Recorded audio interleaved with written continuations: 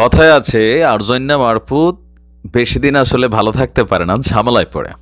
হঠাৎ করে ফেসবুকে আবারও প্রোফাইল পিকচারগুলো লাল হতে শুরু করেছে।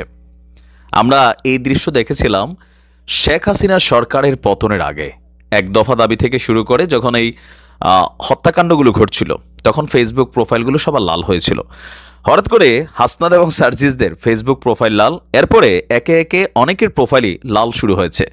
সরকারের জন্য একটা অশনির সংকেত কিন্তু আসছে, তবে এই সংকেতটা সবার জন্য ঝামেলা। কেন ঝামেলা আমি আবারও বলি। এটার মেইন ঝামেলার কারণ হচ্ছে এই মুহূর্তে যেই দাবি দাওয়াগুলা তারা তুলছে, বিশেষ করে উপদেষ্টাকে নিয়োগকে কেন্দ্র করে মোস্তফা সরোয়ার ফারুকী, পাশাপাশি আমাদের আরেকজন উপদেষ্টা যিনি আকিজ গ্রুপের একজন কর্ণধার আছেন, তার নিয়োগকে কেন্দ্র করে আপনার যেই ঝামেলাটা পাকাইছে, আমার কাছে মনে হচ্ছে পরিস্থিতিটা খারাপ যাবে। হাসনাত বলছে হাসিনার এই থোড়াই কেয়ার করছি, উৎখাত করেছি, আপনারা কোন হনু হইছেন। এখন এখানে একটা ভেজাল আছে। সার্জিস এবং হাসনাতদের এই বক্তব্যগুলা একটা জায়গায় তো প্যাচ লাগতেছে। কোথায় দেখেন, শেখ হাসিনার উৎখাতের জন্য শুধু ছাত্ররা ছিল না, এখানে বিএনপি ছিল, জামাত ছিল, জনতা ছিল, এমনকি তাদের ইস্যুটা প্রথম যে আন্দোলন ছিল ধৈর্যে শেখ হাসিনা উৎখাত আন্দোলনে যায় নাই, ধাপে ধাপে প্রসেসিংয়ে আইসা ফাইনালি যখন শত শত মানুষ মারা গেল, রাতের আধারে পুলিশের অভিযান চলল, বিভিন্ন ধরনের ঘটনা ঘটলো, দেশের মানুষ একটা জিদ ছিল, সবার মধ্যে রাগ ছিল, গোসা ছিল, যার কারণে ওইটা কিন্তু একটা ফ্লোতে হয়েছে। এখন আপনারা কারে উৎখাত করবেন? এই যে উপদেষ্টাদের নিয়োগ দেওয়া হয়েছে, প্রথমে তো আপনারা সবাইকে স্বাগতই জানাইছেন। এই উপদেষ্টা নিয়োগ নিয়ে প্রথম থেকে কিন্তু বিতর্ক ছিল, আলিমাম মজুমদার থেকে শুরু করে আরও অনেককে নিয়ে এখানে বিতর্ক ছিল, কিন্তু সেইখানে তো পরিবর্তন আসে নাই। বরঞ্চ রাষ্ট্রপতি ইস্যু থেকে সব কিছুতে সরকার ইন্টারনালি যে সরকার আছেন তারা কিন্তু একটা ভূমিকা নিচ্ছেন। সোশ্যাল মিডিয়া প্ল্যাটফর্ম অন্যান্য জায়গায় ভূমিকাটা আলাদা হলেও এই জায়গাটাতে কিন্তু পরিবর্তন হয় নাই। এখন সার্জিসরা, হাসনাতরা কাকে উৎখাত করবেন? এই সরকারকে উৎখাত করবেন? উপদেষ্টা পরিষদের বরখাস্তের হিসাবে বা কাউকে বাদ দেওয়ার হিসাবে এখন যদি কোনো দাবি দেওয়া আসে, সেটা কি সরকার মেনে নেবে? আর যদি মেনে নেয়, এটা তো একটা পুতুল খেলা টাইপ সরকারের অবস্থান হয়ে গেল, যে ছাত্ররা আজকে এটা বলবে, কালকে সেটা বলবে। তো সরকারে যারা আছেন তাহলে তারা কারা? সার্জিসও বলছেন যে সরকারের কে এই প্রেসক্রিপশন দিচ্ছে সেটা তো তোমাদের জানার কথা, আমরা তো জানি তোমরাই নিয়োগকর্তা, তাহলে প্রেসক্রিপশনের পিছনে কে? হইতে পারে যারা সমালোচক তারা বলছেন যে এই প্রেসক্রিপশন হচ্ছে প্রথম আলো, ডেইলি স্টার, গং। আবার তারা মনে করছেন, ছাত্ররা মনে করছেন যে শেখ হাসিনার যে শক্তি আছে বা যারা শেখ হাসিনার সরকারকে টিকিয়ে রেখেছিল, তেলবাজি করেছে বা আমলাতন্ত্রে যারা নানানভাবে বড় বড় ভূমিকা রেখেছে, তারাই আবার এই সরকারকে আপনার পেছন থেকে পরিচালনা করছেন। বিশেষ করে আকিজ গ্রুপের যিনি এখানে কানেক্ট হয়েছেন, তিনার নামে একটা হত্যা মামলা আছে। এটা নিয়ে আবার গণমাধ্যম বলছে এটা কি মামলা বাণিজ্যের জন্য ওনার নাম দেওয়া হয়েছে নাকি তিনি নিজে গেছেন। তো এই লেভেলের মানুষ তো নিজে যায় না, এটা হচ্ছে বাস্তবতা। তবে আওয়ামী লীগের সাথে ভালো সম্পর্ক ছিল।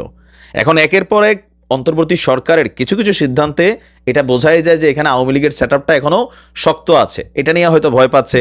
আবার ছাত্রদের এই যে 10 জন নিতে হবে উপদেষ্টা, 5 জন নিতে হবে, রংপুর থেকে নিতে হবে, বিভিন্ন জেলা থেকে নিতে হবে, তো এগুলো তো সরকারের উপর প্রেশার ক্রিয়েট করা হচ্ছে।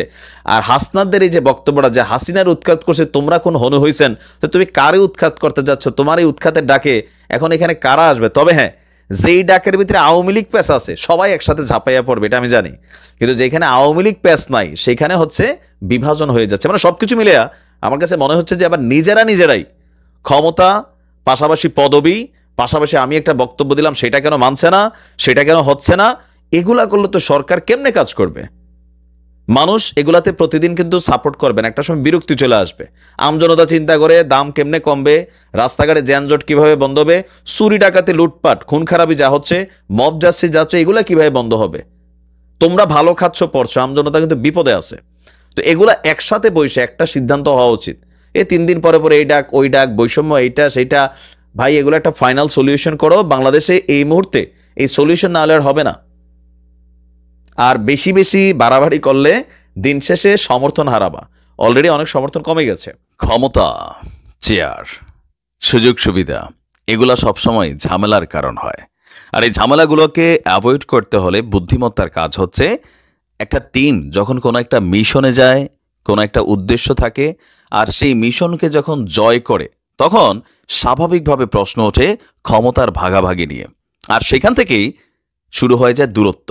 আর এই দূরত্বটার মূল কারণ হচ্ছে একসাথে আমরা 20 জন, 50 জন, 100 জন মানুষ একটা মিশনকে সফল করলাম, এক একজন এক এক রকম ভূমিকা রেখেছি, কিন্তু দিন শেষে যখন মিশন সফল হলো, কেউ কলা খাচ্ছে, কেউ চিড়া খাচ্ছে, আবার কেউ ধরেন কোনো কিছুই পাচ্ছে না, কেউ রাষ্ট্রের সর্বোচ্চ সম্মান পাচ্ছে, মোটামুটি ভালো ভালো লক্ষ লক্ষ টাকা ইনকাম করতেছে, দামি দামি গাড়িতে ঘুরতেছে, অপরদিকে কেউ কিছুই পাচ্ছে না। এইখান থেকে শুরু হয় ডিভাইডেশন, তারপরে আসে আঞ্চলিকতা। দর্শক, এই মুহূর্তে সরকারে একটা বিশাল ঝামেলা তৈরি করতে যাচ্ছে আমাদের ছাত্ররা। এখন ছাত্ররা কেন এই ঝামেলা তৈরি করতে যাচ্ছে? তারা যে আলটিমেটাম দিছে, তো এরকম আলটিমেটাম যদি জেলায় জেলায় থেকে ওঠে, ভূমিকা তো সারা বাংলাদেশে প্রত্যেকটা জেলার প্রত্যেকটা ছাত্ররাই করছে সরকারকে উৎখাত করার জন্য, মানে আওয়ামী লীগ সরকারকে উৎখাত করার জন্য। তো এখন বিভাগীয় পর্যায়ে চাইলে, বিভাগীয় পর্যায়ে তো আর 64টা তো বিভাগ নাই, তাই না? হাতে গোনা 7-8টা বিভাগ। এখন এক বিভাগ থেকে নিলে সেখান তো নির্দিষ্ট কোনো জেলার একজন মানুষই যাবে। প্যাচটা বোঝেন নাই? 72 ঘন্টার মধ্যে উত্তরবঙ্গ থেকে 10 জন উপদেষ্টাকে নিয়োগের আলটিমেটাম দিছে, মানে সরকারকে হুঁশিয়ারি। 10 জন উত্তরবঙ্গ থেকে নিবেন, তো দক্ষিণবঙ্গ আসতে পারে, ঢাকা বিভাগ আসতে পারে, কুমিল্লা সহ চট্টগ্রাম বিভাগ আসতে পারে। চট্টগ্রামে যদি এমনি অনেকে আছে, কিন্তু আমাদের কুমিল্লা জেলার মধ্যে তো নাই, দেবিদ্বার জেলাতে সম্ভবত আছে না, দেবিদ্বার থানা, যাই হোক। তো এরকম প্রত্যেকটা জায়গা থেকে যদি এরকম আন্দোলন ওঠে, ডক্টর ইউনূস সাহেব কি সরকার চালাবেন? আবার ধরেন তিনি তাদেরকে, যাদেরকে নিয়োগ দিচ্ছেন, কথায় কথায় তাদেরকে বাদ দেওয়ার ইস্যু, এরকম যে হুমকি ধামকি দেওয়া হচ্ছে, তো এগুলোতে সরকারের স্টেবিলিটিটা কমছে নাকি বাড়ছে? কমছে। সমন্বয়কদের মধ্যে টাকা পয়সা, ক্ষমতা, চেয়ার, পদ পদবি, ফোকাস, ফেমাস, এইসব ইস্যুতে কিন্তু একটা বিভাজন শুরু হয়ে গেছে। আর সেইটার ফাইনাল যে প্যারেকটা সম্ভবত উত্তরবঙ্গের এই আলটিমেটাম সামনে আসছে। বলা হচ্ছে যে আবু সাইদের রক্তে এই ঘটনাটা ঘটলো, সেই আন্দোলনের সূতিকাগার ছিল রংপুর। সেই রংপুর থেকে কোনো উপদেষ্টা জায়গা পেল না। এবার 72 ঘন্টার মধ্যে উত্তরাঞ্চল থেকে 10 জন উপদেষ্টা নিয়োগ না দিলে কঠোর আন্দোলনের হুঁশিয়ারি দেন তারা। তো তাদের এই আন্দোলনটা যদি হুঁশিয়ারি দেয়, তাদেরকে দমাবে কারা? পুলিশ। তাদেরকে দমাবে কারা? সেনাবাহিনী। তাদেরকে দমাবে কারা? উত্তরাঞ্চল ছাড়া আরও যে বাংলাদেশের বিভিন্ন অঞ্চল আছে, প্রত্যেক জায়গার থেকে যদি এরকম আওয়াজ ওঠে, তাহলে রাজনৈতিক দলগুলা বৈশা বৈশা কি চিড়া খাবে, মুড়ি খাবে? এখানে কিন্তু দেখেন সমীকরণটা কোন দিকে যাচ্ছে। এই আন্দোলন সামহাও ক্ষমতাকে কেন্দ্র করে একটা ঝামেলার দিকে চলে যাচ্ছে, আমার কাছে মনে হচ্ছে আর কি। তাদের দাবি, বৈষম্য দূরীকরণের যে বিপ্লবটা সংগঠিত হলো, তার ফলাফল শূন্য হতে চলছে। বেগম রোকেয়া বিশ্ববিদ্যালয়ের প্রধান ফটকের সামনে বিক্ষোভ করে বৈরবীর বৈষম্য বিরোধী ছাত্র আন্দোলনকারীরা। তাদের বক্তব্য যে আপনার উত্তরবঙ্গের আবু সাইদ প্রাণ দিল, আর অন্তর্বর্তী সরকারের বেশিরভাগ উপদেষ্টাই দক্ষিণবঙ্গের। এই বৈষম্য আমরা মেনে নেব না। শপথ গ্রহণের পরের দিন রংপুরে সে প্রধান উপদেষ্টা বলেছিলেন রংপুর হবে বাংলাদেশের 1 নম্বর জেলা, কিন্তু এই পর্যন্ত রংপুরে আমরা সেই ধরনের কোনো তৎপরতা দেখতে পাইনি। দেশের অন্যান্য অঞ্চল থেকে উপদেষ্টা নিয়োগ দেওয়া হলো, রংপুরে এখন পর্যন্ত একজনকে কেন নেওয়া হলো না? যদি না হয় তাহলে রংপুর ব্লকেট কর্মসূচি তারা আপনার আন্দোলন গড়ে তুলবে। আর অবিলম্বে 10 জন উপদেষ্টা নিয়োগ সহ সকল বৈষম্য দূর করতে হবে, অন্যথায় রংপুরকে অচল করতে উত্তরবঙ্গ ব্লকেট কর্মসূচির হুঁশিয়ারি দিয়েছে সেখানকার সমন্বয়করা। তারা বলছেন যে আবু সাইদের রক্তের সঙ্গে বেইমানি কোনোভাবে মেনে নিবে না।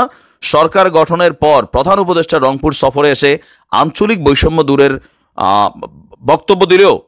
প্রতিশ্রুতি দিলেও বাস্তবতা ভিন্ন। এখন আসলে কি ঘটতে যাচ্ছে? রংপুর বিভাগ থেকে এরকম আওয়াজ আসছে, সিলেট থেকে আওয়াজ আসবে, অন্যান্য জায়গা থেকে আওয়াজ আসবে, কেউ বলবে 10, কেউ বলবে 20। আবার ঢাকাতে মূল সমন্বয়কদের মধ্যে একটা ডিভাইডেশন হয়ে গেছে। কালকে নাহিদ গিয়ে একটা টিমে ঠান্ডা করা লাগছে। এখন পর্যন্ত সমন্বয়করা যেই ইস্যুগুলোতে সফল, আওয়ামী লীগের বিপরীতে, যেমন শেখ হাসিনা বাংলাদেশে বলল যে একটা প্রোগ্রাম দিবে, ওইখানে মোটামুটি একটা কমন ইস্যুতে সবাই আসছে। কারণ আওয়ামী লীগ আসলে সবার জন্য ঝামেলা, এটা সবাই বোঝে। কিন্তু আপনি দেখেন যেই ইস্যুটাতে আওয়ামী লীগ কানেক্টেড না, সেই রকম কোনো ইস্যুতে সমন্বয়কদের এই মুহূর্তে মার্কেটে অবস্থানটা কতটুকু? সরকারি উপদেষ্টা কারা নিয়োগ দিচ্ছেন? মোস্তফা সারোয়ার ফারুকীকে কে নিয়োগ দিয়েছেন? হেফাজত আলটিমেটাম দিয়েছে। এই যে আলটিমেটাম পাল্টা আলটিমেটাম, ফারুকী ঢুকলো, আবার তাকে বের করে যদি দিতে হয়, একজন উপদেষ্টার একটা মন্ত্রণালয় দিচ্ছে, আবার কতক্ষণ পরে সেটা নাড়াচাড়া করতে হয়, স্টেবিলিটিটা কোন পর্যায়ে যায়? এখন এই সমন্বয়কদেরকে কিভাবে একত্রিত করবে, এটা কিন্তু আর সুযোগ নাই। কেননা আমি বলি, নাহিদ আর আসিফ যখন কোটি টাকা দামের গাড়িতে চড়ে দৌড়ায়, সামনে টেলিভিশন, স্যাটেলাইট মিডিয়া, পরিবারের ভ্যালু অন্যরকম, প্রটোকল, নিরাপত্তা, হ্যাঁ, টাকা পয়সা, সম্মান, বিয়ে শাদী করতেছে। সার্জিস হাসনাতরা মানে ক্ষমতার বাহিরে থেকেও একটা রাজনৈতিক দলের প্রধান যেই লেভেলে তারেক জিয়া বা সজীব ওয়াজেদ জয়রা বিলংস করতো, এখনকার দিনে হাসনাত সার্জিসরা এটা বিলংস করে। এটাতে একটা আভ্যন্তরীণ জেলাসি সবার মধ্যে তৈরি হয়েছে। অনেক জায়গায় সমন্বয়করা পদত্যাগ করেছে, তাদের বিভিন্ন জেলায় জেলায় মুভমেন্ট, অনেকে এটাকে পজিটিভ নিচ্ছে, নেগেটিভ নিচ্ছে। দিন শেষে তারা কিন্তু বিভাজিত হয়ে যাচ্ছে, এটা মনে রাখেন। এখন এই বিভাজনটা তাদের জন্য, সরকারের জন্য, পলিটিক্যাল দলগুলোর জন্য বড় ধরনের ঝামেলা তৈরি করবে। তবে বিএনপি টেকনিক্যালি তারা তাদের মতন করে একটা আওয়ামী লীগের সাথে পজিটিভ সম্পর্কে এখনও আছে, টেকনিক্যালি কিন্তু আছে। তবে জামাতের জন্য ভবিষ্যতে বড় হুঁশিয়ারি হবে, ছাত্রদের জন্য বড় ঝামেলা হবে। এখন ডক্টর মোহাম্মদ ইউনূস সাহেব এটাকে কিভাবে তিনি করবেন, আজকে রংপুর থেকে হুঁশিয়ারি দিল 10 জন নিতে হবে, তিনি যদি নিয়ে আনেন তো কালকে সিলেট থেকে আসবে, বরিশাল থেকে আসবে, অন্যান্য বিভাগ থেকে আসবে, জেলা থেকে আসবে, সবই তো ছাত্র। আপনি দমানোর জন্য পুলিশ কিভাবে বাড়াবেন? এখন এটা আসলে কিভাবে কি করবে আমার নিজেরও মাথায় ধরে না। দিন শেষে পলিটিক্যাল দলগুলোর কাছেই আশ্রয় নিতে হবে।